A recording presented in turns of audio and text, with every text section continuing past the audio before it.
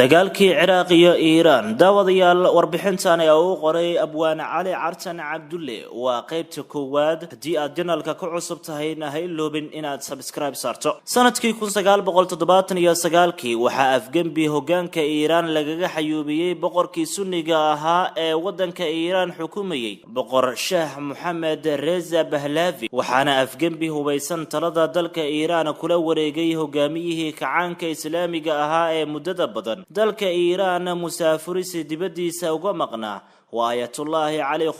Khumeyni iyo wadaadadii shiicada ahaa ee ku wareegsanaa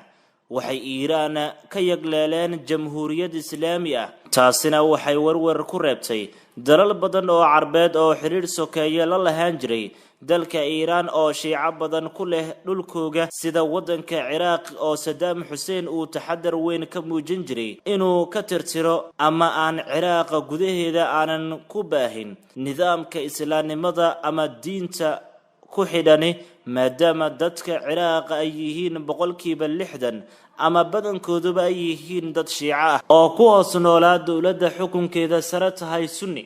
Saddam Hussein waxa uu arkay Khumeyni iyo nidaamkiisa cusub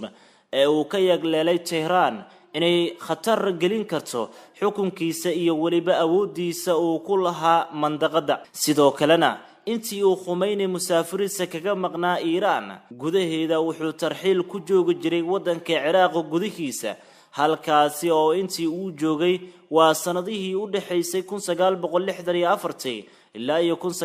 1978 wuxuuna Saddam Hussein shaki weyn ka muujiyay Ayatullaahi Khumeyni oo waagaasi Karbala iyo magaalooyinka shiicadu degto Ciraaq gudaheeda ka aas-aasay dhaqdhaqaaqyo u janjeera shiicada sanadkii 1978 ayuu Saddam Hussein ka musaafiriyay Ayatullaahi Khumeyni Ciraaq gudaheeda haddaba sanad kadib markii uu Khumeyni qabsaday hogaanka sare ee dalka Iiraan waxaa bilaabmay shaki weyn iyo waliba nacayb gun weyn oo salka ka soo bilowday maadaama Saddam Hussein taxadar weyn aalaaba ka bixin jiray inuu arko nidaam salka ku haya dhaqdhaqaaqyo islaam wuxuu go'aan ku gaaray in uu ka takhaluso ama xukunka Ayatullaahi aanu ku raagin Tehran muddo bilo ah kadib markii Ayatullaahi Khumeyni la wareegay hogaanka dalka Iiraan waxa labada dal waa Ciraaq iyo Iiraan xuduudda labada dal ku dhexmaray